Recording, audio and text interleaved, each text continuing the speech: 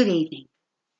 It's Saturday, the 5th of December 2020. Diane Hands bringing you Book for the Day.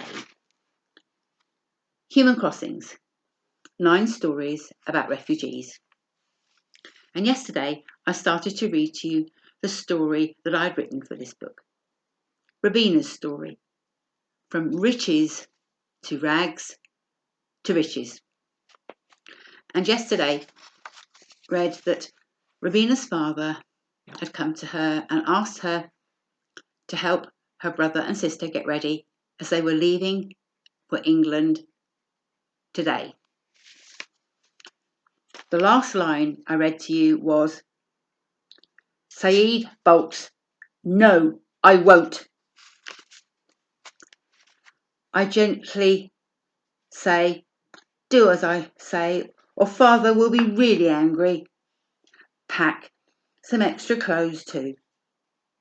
I'm just going to help Rosarita. I'll be back. I do not want to leave either, but father is adamant.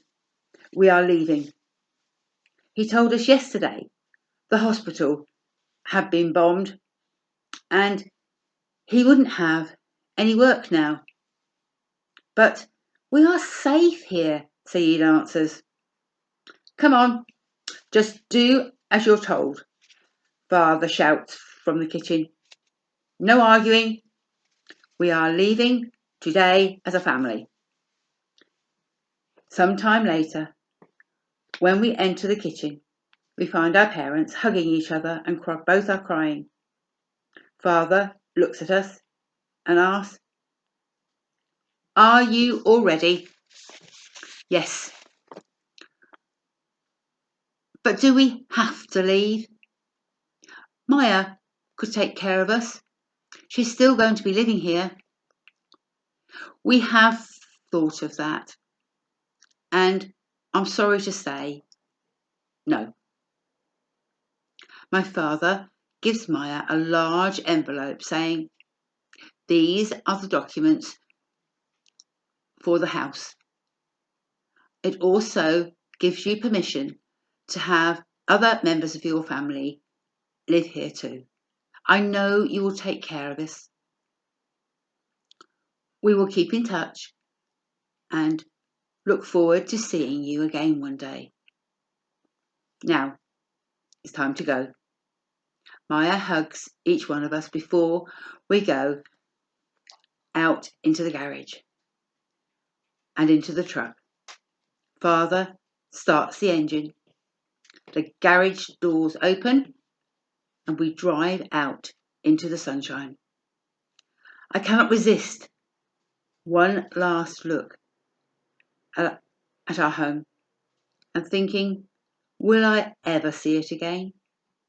Maya is standing on the front steps, waving as we leave. I can't help feeling I want to cry.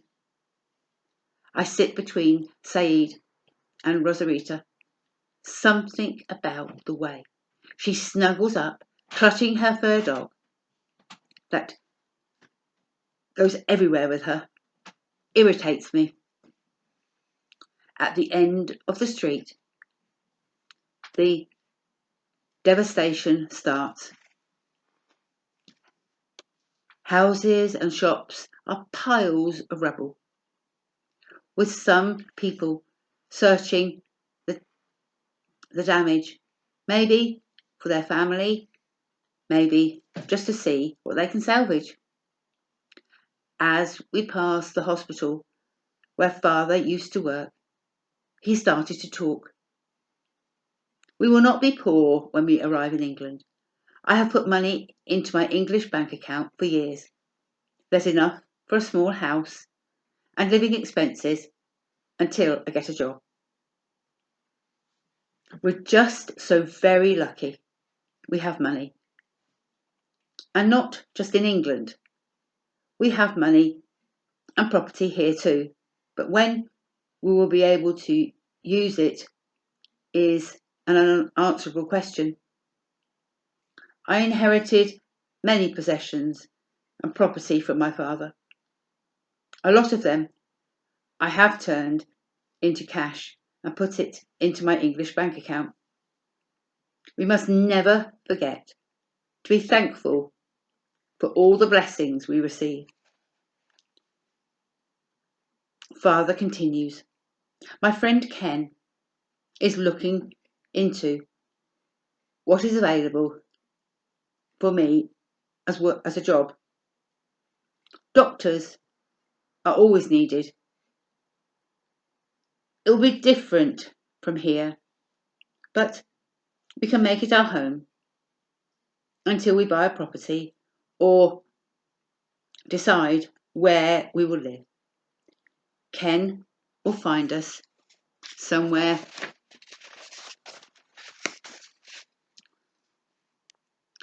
temporary to live.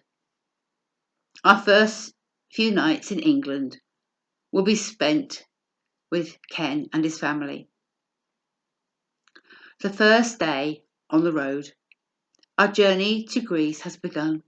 Usually, when we travel, I'm interested in the landscape we're passing through and eagerly looking forward to our destination, but not today.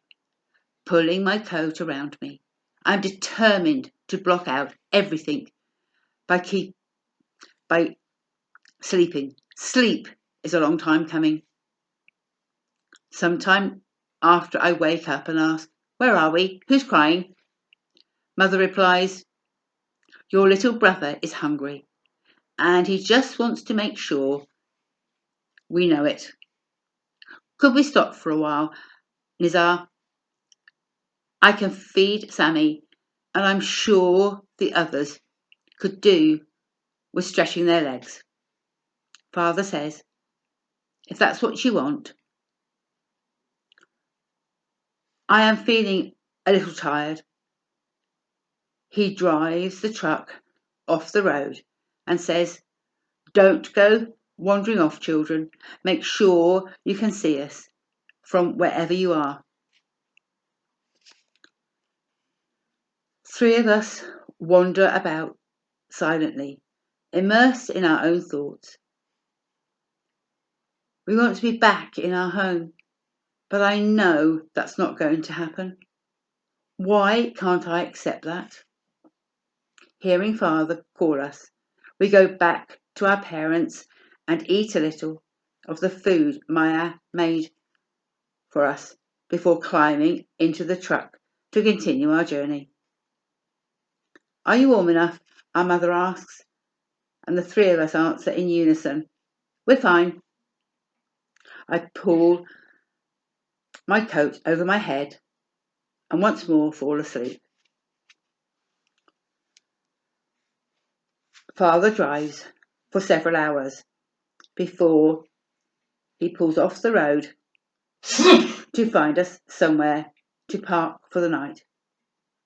We have something to eat and I help make a warm drink before we get ready to sleep in the truck. We are a little cramped, but Father assures us that it's just for one night.